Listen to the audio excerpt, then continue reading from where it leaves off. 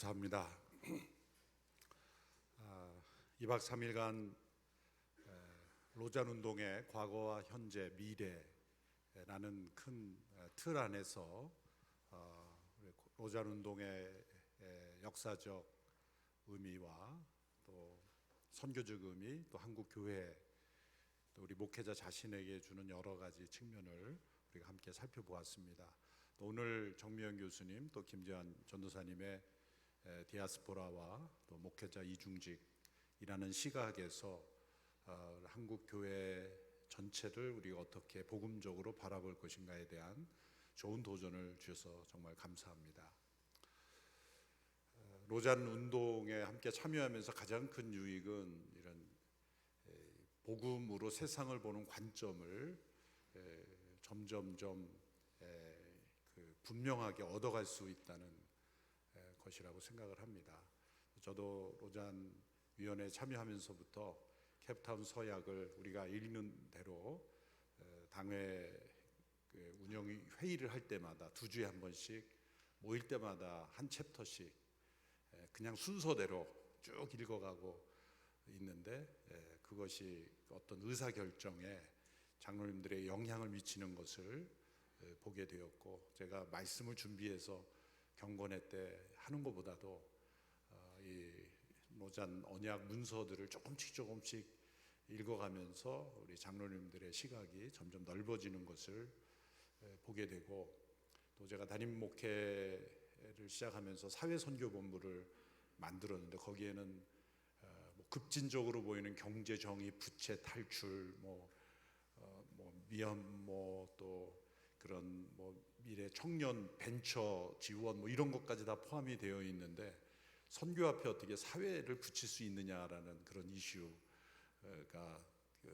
대두가 되었는데, 결국 그 문제를 해결해 준 것은 이 로잔 문서들을 함께 읽어가는 중에 때마침 그런 사회적 책임에 대한 복음적인 그 대응에 대한 그 이슈들을 잘 정리된 문서를 읽으면서 그 모든 그 논란이 다 잠재워졌던 그런 것이 결국 우리 목회의 근간을 이루는 목회 철학에 있어서 교회 목회자들뿐만 아니라 성도들에게까지 이러한 시각이 있어야 되는데, 각 교단별로 교리화되어 있는 교리 가지고 이제 더 이상 싸우는 시대는 끝났다고 봅니다. 왜냐하면 역사적으로 수많은 교리문답, 신앙 고백을 통해서 이제는 교단별로 견고한 그런 세오리들이 거의 다 정립이 됐다고 볼 수가 있고, 또 어떤 영역이든지 성경 해석에 대해서는 이미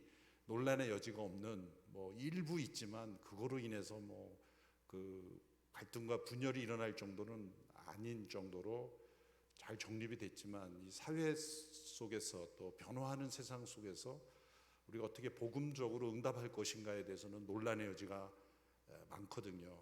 근데 그런 것들이 교단 중심의 신학에서는 전혀라고 말할 수 없지만 거의 하지 않는 그런 일들이었지만, 로잔 운동은 그것을 지난 50년 동안 꾸준히 로잔 오케이저널 페이퍼라든지 이런 그 간혹 열리는 포럼이라든지 또 이런 큰 콩그레스를 통해서 이런 문제까지 다뤘기 때문에 교리적 신앙에 머무는 교회가 아니라 세상 속의 그리스도인으로서의 시각을 가지려면 이런 로잔 문서들과 같은, 이것이 로잔이라고 이름을 붙이든 다른 어떤 이름이든지 간에 이렇게 사회적 문제에 대한 복음적 시각은 매우 필요하다, 그리고 중요하다, 그리고 그것이 우리 목회에 결국은 영향을 받는다라는 면에서 저는 그 목회를 잘하기 위해서가 아니라 복음적인 교회를 위해서는 반드시 필요하다고 생각을 해서 잠시 로잔 운동에 참여한 그 간증을 먼저 나눴습니다. 오전에 김재환 전사님의 폴 휴버트 교수님 얘기를 여러 번 인류학계에서 참 추억이 있는 이야기만 잠깐 하고 말씀에 들어가겠습니다. 제가 2004년도에 트리니티 신학교에 선교 전도에 포커스든 그 THM 과정에 들어가게 됐는데, 저는 사실 바쁘게 목회하다가 어쩔 수 없이 그 하 목사님이 갑자기 유학을 가라 그러셔가지고 그 트리니티 신학교 그렉 웨이브라이트 총장님께 특별히 부탁을 해서 이제 일단 시카고에 가서 서류를 내면서 이렇게 공부를 시작을 했는데, 그때 폴 히보트 교수님이 거기에 플러에서 마치고 와 계셔서 제가 영어가 준비되지 않은 상태로 유학을 시작했기 때문에 거기에 있는 한국 선배님 어느 분 교수님을 그 강의를 많이 들어야 제가 생존할 수 있습니까? 그랬더니 폴 히보트 교수님이라 그래서, 그렇게 유명한 선교학자이기 때문에 들은 게 아니라 제가 생존하기 위해서 무조건 폴 히보트 교수님만 다 들었는데, 나중에 보니까 그게 저에게 큰 축복이었고, 그게 뭘 생존했을 뿐만 아니라 그 자료들, 그래서 제가 담임 목회자 된 이유는 트리니티 신학교에서 폴 히보트 교수님 디지털 아카이브 만드는데 저희 교회가 헌금을 해서 지금 그걸 만들었는데요. 어떤 일이 있었냐면, 제가 영어로 뭐 듣는 것뿐만 아니라 페이퍼 쓰는 모든 게 다 느리니까 여기서 일만 하던 목회자 갑자기 공부를 하니, 그래서 제가 온누리교회에서 그때 부목사로서 저에게 붙여진 별명이 있었습니다. 성도들에게 저에게 붙인 별명이 양떼를 소떼 만드는 목사다. 그래서 그렇게 제가 일 중심으로 일하던 그런 목사가 이거를 뭐 공부를 하려고 그러지 안 되잖아요. 그러니까 이제 히보트 교수님께 가서 제가 힘들어하는 걸 그분은 딱 아시는 거죠. 야, 인류학자의 그 날카로운 그 캐치 능력을 거기서 보았어요. 그러더니 웃으시면서 시간에 맞춰서 하려고 하지 마라. 당신이 여기서 뭘 배웠는가가 중요한 거지 학점을 받는 게 중요한 게 아니다. 그리고 뭐라고 말씀하시냐면, 내가 살아있고 당신이 학교에 적을 둔 이상 학점을 둘 테니까 걱정하지 말고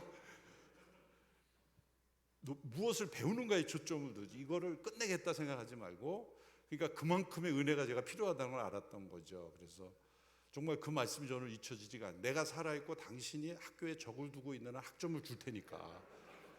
믿을 수가 없는 거예요, 이런 unlimited grace. 저는 살아있는 사람 중에서 unlimited grace라는 걸 체험한 분이 폴 히보트 교수님이에요. 그래서 이 그레이스 그러면 생각나는 게 그분이에요. 근데 그분이 실제 그 말씀대로 그 선배님들에게 정말입니까? 그랬더니 그렇게까지는 뭐 이러면서 좀 늦게 낸 건 봐주긴 한대요. 근데 성적에 이 그레이드에 전혀 차등 없이 그대로 하시긴 한다 그러더라고요. 근데 저는 그 공부를 1년 하다 갑자기 뉴저지 초대교회 담임으로 가면서 이걸 공부를 마치기도 어렵고 참 힘든 상황에서 이게 모듈 코스 다니면서 하니까 더 어려워진 거예요, 이제는. 근데 정말 그 폴 히보트 교수님의 들은 과목들은 전부 그 말씀대로, 제가 8년 만에 졸업을 했거든요. 완전히 마치는 거는. 근데 그분이 살아계신 한 학점을 다 주셨어요. 그래서 마지막 폐암으로 돌아가신 이 직전에 허스키한 목소리로 제 페이퍼들을 다 정말 그 돌아가시 직전까지 그 약속을 지키시더라고요. 그리고 레코드 오피스에서 다 포기하고, 그분은 다 포기한 거예요. 뭐 데드라인에 맞추는 거 그분께는 예외가 되더라고요. 그래서 제가 그런 그레이스를 입고 이렇게 그 과정을 마치게 되어서 오늘 김재한 전사님이 폴 히보트 박사님 이 말씀하니까 생각이 났습니다. 죄송합니다. 서론이 길어졌습니다. 오늘 말씀 마가복음 2장 18절에서 22절의 말씀입니다. 제가 읽겠습니다. 요한의 제자들과 바리새인들이 금식하고 있는지라 사람들이 예수께 와서 말하되, 요한의 제자들과 바리새인의 제자들은 금식하는데 어찌하여 당신의 제자들은 금식하지 아니하나이까? 예수께서 그들에게 이르시되, 혼인집 손님들이 신랑과 함께 있을 때 금식할 수 있느냐? 신랑과 함께 있을 동안에는 금식할 수 없느니라.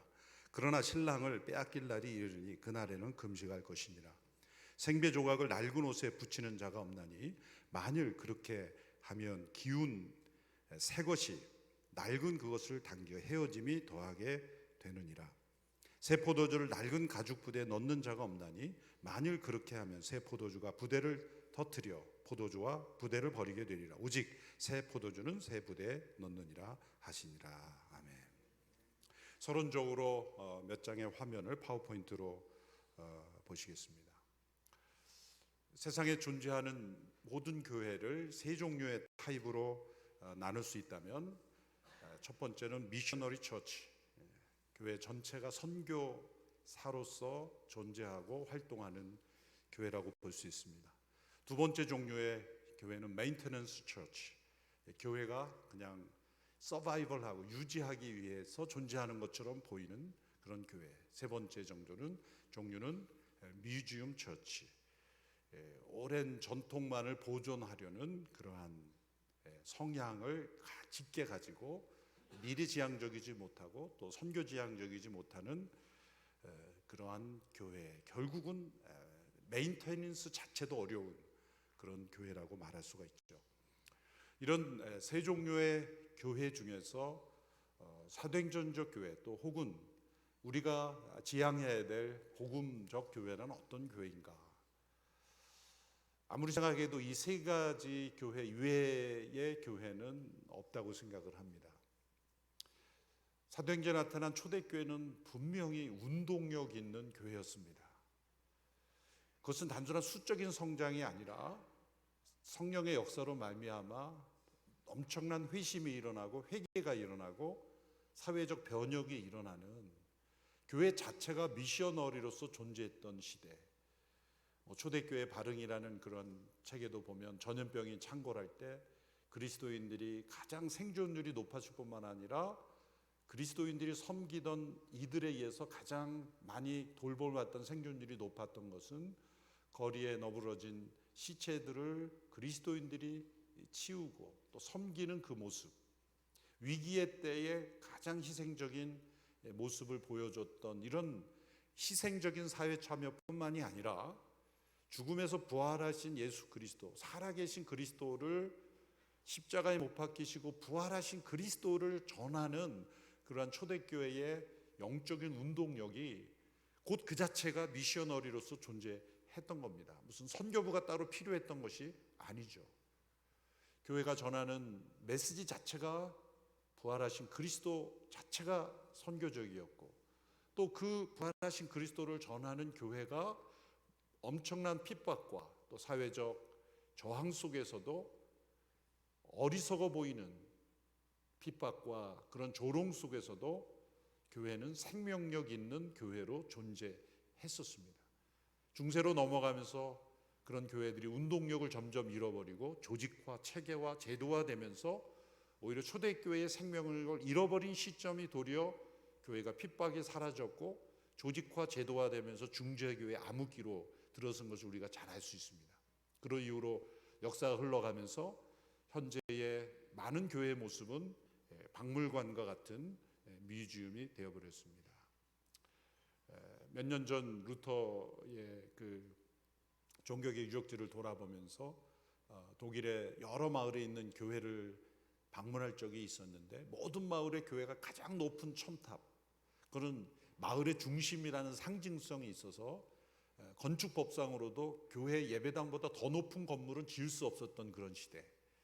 그래서 첨탑을 가리는 일은 있어서는 안 되고, 가장 중앙에 교회가 있고 광장이 있고 교회가 삶의 중심지가 되었던 흔적들이 있는데, 그 교회 어느 한 교회에 들어갔는데, 아주 독일의 작은 마을입니다. 들어갔더니 소개를 하는데 그 벽에 걸린 그림을 소개하면서 이게 천몇백 년 된 그림인데 빨리 나가라 그러더라고요. 왜냐하면 우리가 숨을 오래 쉬면 이 그림이 손상되니까 빨리 나가달라 그러더라고요.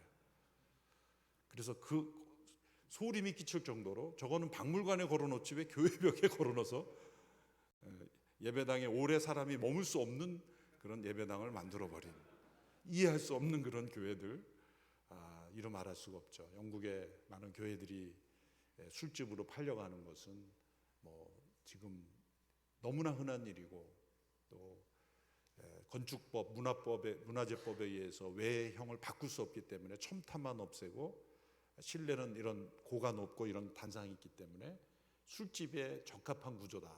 그리고 마치 교회를 조롱하듯이 교회를 싫어하고 떠났던 사람들이 이제는 다시 와서 술을 마시는 그 모습으로 변해버리는 이 유럽 교회의 모습. 한국 교회는 이 세 가지 종류의 교회에서 어떤 교회가 되어가고 있는가?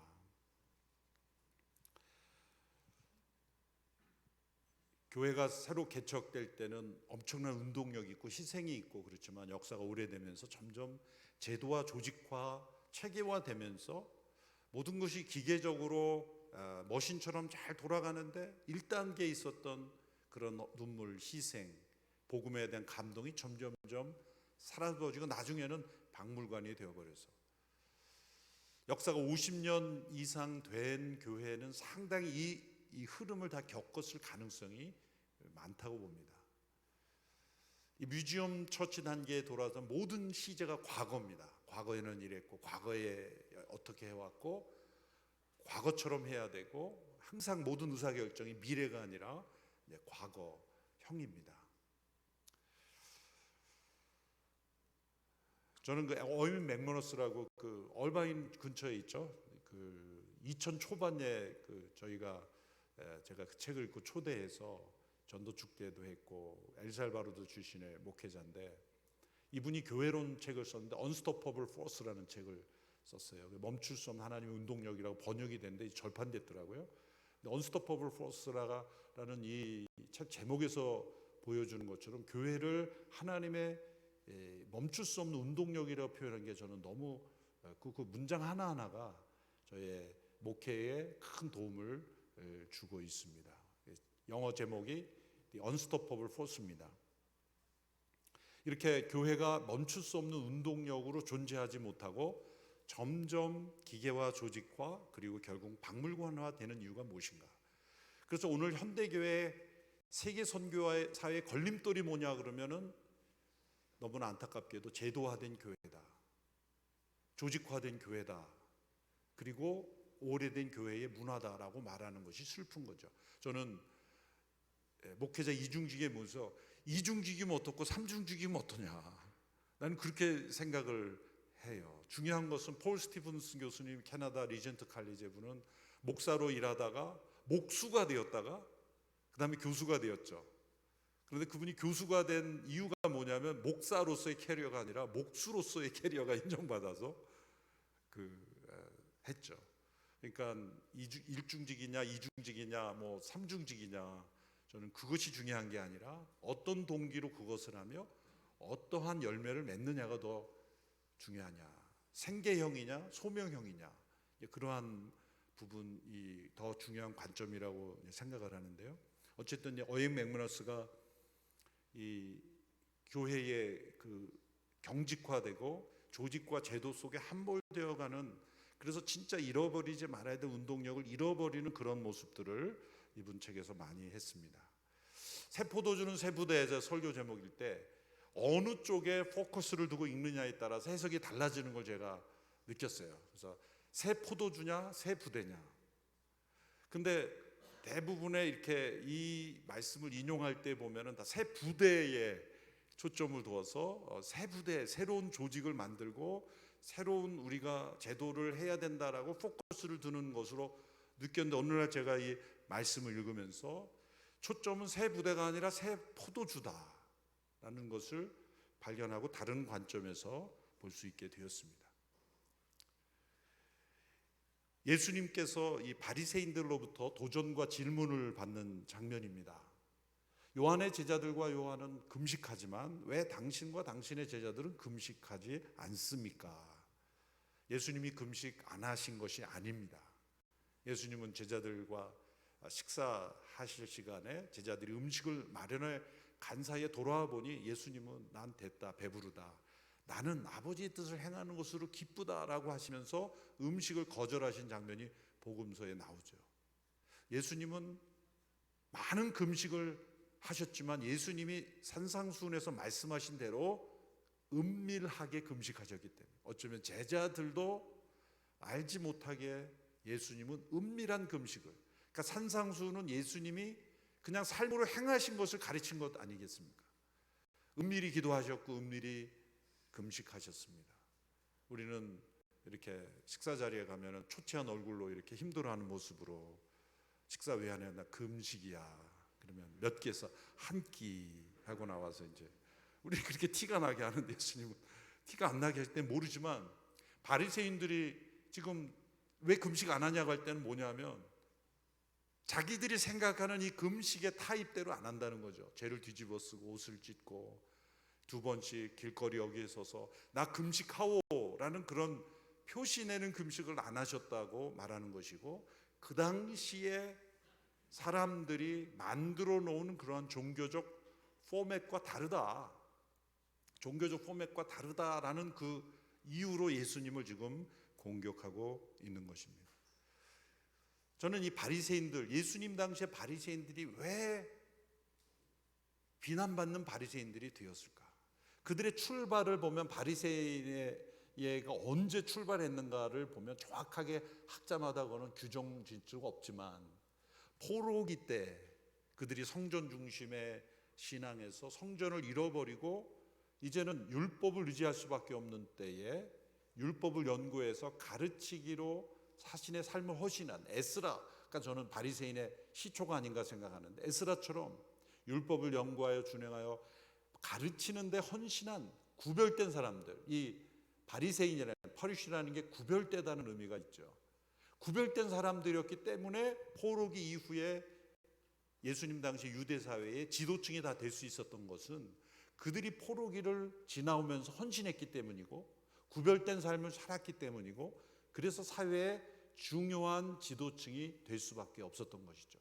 그러니까 바리새 운동 자체는 좋은 것이고 필요했던 것이고 하나님이 쓰신 운동이죠. 에스라처럼 그 말씀으로 에스라 느헤미야의 포로기 이후에 부흥을 경험했고 그들이 돌아올 수 있었던 것이죠. 그런데 예수님 당시에 바리새인들이 조직과 제도와 형식에 빠지면서 왜 그들이 그 말씀 운동의 회개 운동과 부흥 운동의 그 운동력을 잃어버렸을까라는 것입니다. 예수님이 이들을 교훈하기 위해서 세 가지 비유를 드신 것이죠. 복음서에서 예수님께서 동일한 교훈을 가르치시기 위해서 세 가지 비유를 연속으로 든 것이 딱 두 번입니다. 하나가 누가복음 15장에 잃어버린 드라크마, 잃어버린 또 그 양, 또 집을 나간 아들, 잃어버린 자를 구원하시는 아버지의 마음을 또 설명하기 위해서 세 번의 연속을 하셨고, 바로 이 마가복음 2장 또 누가복음에도 나오지만 연속적인 비유를 짧게 정리되어 있지만 바리새인들의 문제점과 그리고 오늘 우리 시대의 교회, 한국 교회가 왜 이 운동력을 잃어버리고 이렇게 제도와 경직화, 형식화되어 가는가라는 그러한 말씀에 교훈을 주고 있다고 생각합니다. 첫 번째 예수님께서 말씀하신 비유는 결혼의 비유이죠. 신랑이 나타났는데 금식할 수 있느냐? 예수님이 우리의 신랑이고 우리가 그리스도의 신부라고 말씀하신 것입니다. 결국 요한계시록에도 어린 양의 혼인잔치로서 신랑 되신 그리스도가 다시 오실 것을 말씀하셨습니다. 유대인의 결혼 관습이 오늘 우리 시대는 너무나 다르죠. 우리는 일시 장소를 정해서 신랑 신부가 같이 입장하든 뭐 신랑 신부가 따로 입장하든 한 어떤 오케이전에서 결혼이 이루어지는데, 유대인들은 기간이죠. 뭐 일주일이든 2주일이든 어떤 일정한 기간에 신랑이 그 기간에 언제 나타날지 모르는 그게 결혼이죠. 그래서 신부는 신랑을 맞을 준비를 하고 계속 대기해야 되는 겁니다. 참 고약한 관습이죠. 그래서 유대인들의 여성들은 이 남성 중심의 그런 문화에 대해 굉장히 반감이 있었을 거예요. 신부가 신랑을 기다리게 하는 이유가 뭘까? 그래서 열처녀 비유에서는 기름을 미처 준비하지 못했다가 이제 기름 사러 간 사이에 신랑이 옴으로써 결혼이 어려워지고 문제가 됐던 그런 비유. 그리고 신랑이 다시 오실 것을 기다리게 하는, 그러니까 예수님과 우리의 관계를 설명하기 위해 유대 문화를 사용하신 대표적인 예이죠. 그런데 이 신랑이 왔을 때의 그 신부의 기쁨을 극대화하기 위해서, 서프라이즈하기 위해서 기다리게 한 것이죠. 그걸 비유해서 신랑이 지금 나타났는데 금식할 수 있느냐? 이 금식이라는 그 의미의 근본적인 그 뜻을 예수님께서 알려주셨습니다. 우리가 결혼 목사님들 주례 많이 하실 텐데 결혼식을 마치고 피로 현장에 갔는데 이런 문구가 써 있다고 생각해 보세요. 오늘은 금식입니다. 있을 수가 없는 얘기죠.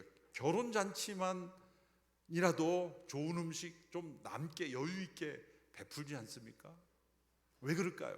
기쁨을 나누기 위해서.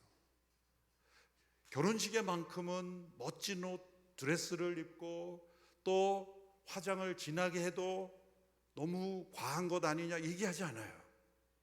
평소 얼굴가 다르게 보여도 다 축복하는 게 결혼이고, 무슨 순서가 잘못돼도 다 넘어가는 게 결혼입니다. 제가 결혼 주례를 하면서 가장 테러블한 기억은, 몸살 끼고 너무 힘든 가운데 주례를 하는데 어느 호텔에서 하는데 막 성도 그 회중들이 웅성웅성 하는 거예요. 그래서 왜 그럴까 그랬더니 내가 서약을 하고 있는 거예요. 나는 누구를 신부로 맞이하여. 공식적으로 결혼 2번 할 뻔했어요. 막 난리가 난 거예요. 웅성웅성해서. 이제 신부할 차례인데 제가 신랑으로 서약을 막 정신이 없었던 거죠. 몸이 아파가지고. 야, 그 정도면 멱살 잡힐 만한 일인데, 끝나고 나서 너무, 사실 마음은 안 그랬지만 너무 인상 깊은 결혼식이었다, 그렇게 넘어가는 거예요. 결혼식에 있어서는 모든 게 다 익스큐즈가 되는 거예요. 왜? 가장 중요한 게 뭐예요? 신랑과 신부가 만나는 그 기쁨이 가장 중요한 거예요. 그걸 위해서 모든 게 다 익스큐즈 되는 거예요. 그것이 운동력이라는 거죠. 신랑의 임재의 운동력. 이것은, 결혼이라는 것은 새로운 질서로 들어가는 거 아닙니까? 혼자 살던 삶에서 함께 살고, 신부에 있어서는 이제는 자신의 인생을 책임질 머리를 만나는 것이기 때문에 이제는 지금까지 살아왔던 것과 전혀 다른 새로운 질서의 변화로 들어가는 것이 결혼이죠. 예수님은 하나님 나라가 임함으로 완전히 새로운 질서가 왔다. 이제 지금까지의 금식은 구원자를 보내달라, 구원자를 요청하는 금식이었다면, 그 구원자가 왔으므로, 신랑이 왔으므로 이제는 금식한다면 기쁨의 금식이다. 결혼식 때 신랑 신부가 제일 먼저 피로 현장에 가서 꾸역꾸역 먹는 사람 봤습니까? 신랑 신부는 자동 금식이에요. 먹지 않아도 배부른 거예요. 혹 금식할 때가 있으면 신랑을 빼앗길 때, 신랑의 임재가 없을 때, 그리스도의 충만한 임재가 없을 때는 금식할 수 있는 거예요. 기쁨의 금식 혹은 임재를 위한 금식, 많이 가능한 것이지 과거에 바리새인들이 했던 금식과는 같지 않은 거죠. 이 금식이라고 규정된 이 바리새인들의 전통 이면의 본질을, 정통성 있는 본질을 무너뜨리는 제도들이 존재할 수 있다. 우리 교회 안에 전통이라는 이름으로 오소독스, 정통성 있는 것을 다 무너뜨리는 게 많습니다. 그래서 제가 우리 온누리교회 성도들이 늘 이렇게 교육을 시킵니다. 따라하라 그럽니다. 전통이 정통을 무너뜨리면, 정통이 전통을 새롭게 하지 않으면 전통이 정통을 무너뜨릴 수 있다. 정통은 뭡니까? 예수 그리스도, 그분이 교회의 본질이요 모든 것인데, 주변의 제도와 형식과 우리가 가져왔던 문화가 정통이신 예수 그리스도를 가로막는 거죠. 그분의 임재를 신랑 대신 그분을 만나는 기쁨을 다 가져가는 거죠. 그래서 정통이 전통을 늘 새롭게 해야 돼요. 그러지 않으면 전통이 정통을 무너뜨리는, 바로 그것이 바리새인들의 문제였습니다. 두 번째 비유가 옷의 비유잖아요. 새 옷감을 가지고 옛 옷을 보수하기 위해서 새 옷감을 가져다 붙이는 어리석은 자가 누가 있겠느냐. 새 옷이 주어져 있는데 옛 옷에 집착하여서 새 옷감으로 새 옷을 만들지 않고 옛 옷을 보수하는 어리석은 자가 있겠느냐. 너희들의 지금 하고 있는 것은 옛 옷을 보수하기 위해서. 옛 옷이라는 게 뭘까요? 율법주의 신앙이고, 이 복음, 예수 그리스도의 복음이라는 의의 옷, 은혜의 옷이 우리에게 주어졌는데, 교회 와서까지 그 옷을 입지 않고 옛 옷, 종교적인, 율법적인, 인간의 공로중심적인 걸 끊임없이 그것을 메꾸려고 새 옷감을 갖다 붙이는 어리석음. 그러면 헤어져 버리게 된다라고 말씀하셨습니다. 시간이 없기 때문에 마지막 새 포도주는 새 부대로 넘어와서 아까 제가 보여드린 대로 어디에 방점을 두느냐. 많은 사람들이 새 부대를 한다 그러는데 그렇게 새 부대가 필요하다고 주장하는 걸 보면 새 포도주가 없어요. 새 포도주가 없는데 새 부대를 하자는 거예요. 그러니까 결국 새 부대를 가지고 싸우다가 서로 상처 있고 갈등 짓는 거죠. 근데 오늘 말씀에 예수님께서 뭐라고 말씀하셨냐면 새 포도주는 부대를 터뜨려 그랬습니다. 부대를 버리게 된다. 이 여기서의 새 포도주는 엄밀히 말하자면 포도주가 아니라 포도즙의 단계입니다. 부대에 넣는 것은 포도즙이지 포도주가 아니에요. 그러니까 부대에 넣는 단계는 정확하게 뭐냐고 하면 새 포도즙이라고 그래야 돼요. 유대인들이 이 가죽 부대에 포도를 이렇게 가득 넣고 올라가서 발로 밟습니다. 그러면 그 가죽 부대 안으로 호수가 연결되어 있는데 포도즙이 스며 나오죠. 그 스며 나온 것을 가죽 부대에 담는 이유는 가죽이 탄력성이 있기 때문에 포도즙이 포도주로 바뀌면서 가스가 나옵니다. 팽창을 하게 됩니다. 그러면 가죽은 이 늘어나는 힘이 있기 때문에 버티는 거죠. 그런데 여러 번 사용한 가죽 부대는 더 이상 팽창력이 없기 때문에 여러 번 사용한 옛 가죽 부대를 그대로 담아두고 있으면 어떻게 되냐면 새 포도즙이 들어가서 가스가 팽창하는데 견디질 못하는 거예요. 그래서 뻥 하고 터지는 거예요. 유대 사회에서 여러 군데 터지는 일이 있었을 거예요. 예수님이 말씀을 하는 거죠. 그래서 새 포도즙은 새 옛 가죽 부대에 담을 수 없다. 새 가죽 부대를 담아야 된다는 말씀을 하는데 여기서 핵심은 뭐냐면 새 포도즙만 있으면 옛 가죽 부대는 터지게 돼 있다는 거예요. 어떤 의미에서 한국 교회에 필요한 거는 새 포도즙만 있으면 옛 가죽 부대는 터지게 돼 있는 거예요. 이것을 어떤 교회를 뒤집는 어떤 혁명적인 싸움을 통해서 하는 게 아니라 복음과 예수 그리스도의 영이라는 성령, 이 새 포도즙, 새로운 질서를 가져오고 새로운 하나님의 나라를 가져오는 그러한 복음이 그리고 성령의 임재가 옛 가죽 부대에 임하면 옛 가죽 부대는 터지게 돼 있어요. 버리게 돼 있어요. 그래서 어떤 조직을 새롭게 할 것인가에 대한 고민보다도 새 포도즙이 있느냐가 더 중요한 것이죠. 그러면 옛 가죽 부대는 터지게 되어 있고 어떤 의미에서 터져야 되는 거예요. 마틴 루터가 로만 캐톨릭을 개혁하려고 한 게 아닙니다. 사실 종교의 역사를 보면은 그 로만 캐톨릭을 내가 개혁해야 되겠다고 해서 개혁의 깃발을 든 게 아니라 그는 새 포도즙을 붙잡은 거예요. 믿음을 얻게 되는 이 복음의 새 포도즙을 붙잡으니까 옛 가죽 부대가 터져버리는 거예요. 터질 때 당연히 갈등과 어떤 아픔이 있죠. 그래서 이런 아픔이 있어야 되는 거예요. 어떤 의미에서는. 그런데 새 포도즙이 없이 옛 가죽 부대 가지고 수선하려고 그러면 그냥 아픔만 있고 열매는 없는 거예요. 오늘 이 시대에 사실 복음으로 교회를 갱신한다는 게 갱신에 초점을 두니까 다툼만 일어나는 거죠. 그런데 새 포도즙만 붙잡으면 옛 가죽 부대는 터지게 돼 있고 새 가죽 부대가 필요하구나라는 것을 회중들이 깨닫게 되고 그럼 우리가 어떻게 이 새 포도즙을 담는 새 가죽 부대를 마련해야 될 것인가를 고민하게 된다는 것입니다. 그래서 저는 오늘 이 시대에 필요한 것이 새 가죽 부대가 아니라 새 포도즙이다. 결국 예수 그리스도 그리고 그분의 영 성령님. 그래서 사도행전에 나타난 제자들이 새술에 취하였다고 말할 수 있는 과연 우리는 새 포도주에 취하였는가? 새술에 취한 사람들인가를 먼저 살핀다면 가죽 부대는 터지게 되어 있다. 그래서 가죽 부대를 가지고 논하기보다 너는 우리 안에 새 포도즙이 있는가? 노잔운동이 나아갈 방향은 결국 이 온전한 복음을 우리 안에 담아두는 일이 더 중요하고 그로 인해서 파생되는 모든 가죽 부대들은 터질 것은 터지고 그리고 우리가 새롭게 마련할 것은 마련해야 된다. 어떤 의미에서 한국교회는 옛 가죽 부대가 좀 터져야 됩니다.